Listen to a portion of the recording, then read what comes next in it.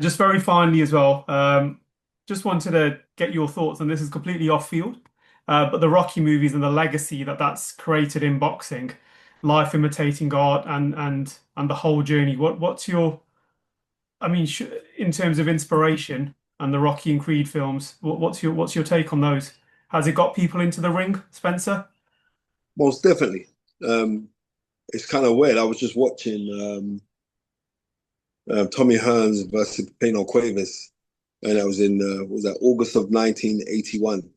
And what was Tommy Hearns' walkout music was was the Rocky. You know The what I fact mean? that, yeah, Yeah, that's what it was. So um, the Rocky franchise, there wasn't a bad Rocky movie bar Rocky Five, yeah, right? And even Rocky Five, occasionally I'd watch that. The Rocky movies were excellent, and it was art imitating life, but now it's like life is kind of imitating art by on the things that has happened. That film is a very um, instrumental movie for boxing because it's been so iconic, and that's the thing. It's been so iconic. So yeah, you kind of got me on that one, D, but it's all good. yeah. The only reason I ask is I recently watched Rocky 3 again, and that came out in '82, and that's probably one of my best up there, to be fair. So yeah, just wanted to get your opinion on it. You know what? It was my sister Elaine and her then partner Colin that took me to go and see. I was 9 years old, and they took me to go and see that at Elephant and Castle, at the Elephant and Castle Connell. And I went to go and watch that movie. I remember coming back just feeling so hyped. You know what I mean, shadow boxing down the road and everything, and you know, seriously, that was a very very massive movie. And at the time when that movie was made in '82, um, there was like little racial frictions between Hispanics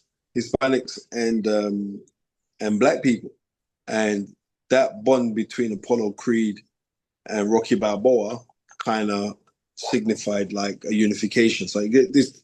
A lot of people didn't know that, but I'm just letting you know that's yeah. But an excellent movie, and I think Mr. T was fantastic in that film. So he was Yeah. absolutely brilliant. He was absolutely brilliant. But the next thing is what I want to know because you say you watched it every day. How comes Mr. T didn't go to jail for killing Mickey? Yeah, I mean, look, that's the Hollywood part of it. And to be fair as well, he should have been disqualified for some of those blows as well in the ring. They were a bit illegal, Yeah, weren't they? he should have been, but he should definitely have gone to jail for manslaughter for pushing Mickey Goldmill, Rocky Balboa's trainer, when they was coming up to face off with each other just before the fight. He pushed him, and then Mickey gets a heart attack and dies. How comes he got away with that? Yeah, he should have been jailed. But just a just one more thing as well, actually. The media workouts, Spencer, did they exist before Rocky 3? The way they were Yes, shown in that. They did exist like that to that they did. magnitude. They did. The media workouts did exist, right? But they glamorized it in such a way that it was yeah, it was something unprecedented. Just like the ring walkouts, right? The Yep. ring walkouts from the original Rocky when Apollo Creed comes out because he was fighting on Thanksgiving. He was fighting. He was Bicentennial, wasn't it? He's fighting yeah, yeah, Rocky. exactly. And yeah, Yep. exactly. He comes out as George Washington, and he comes out as all this, right. But since that, right, since that, in Rocky Four, when he came out with James Brown, living in Yep. America, you've never seen an entrance like that. But it inspired so many people. Hector Camacho, it inspired Nassim Hamed. Nassim Hamed used to Yep. have some crazy ring entrances. That film and the franchise is truly iconic.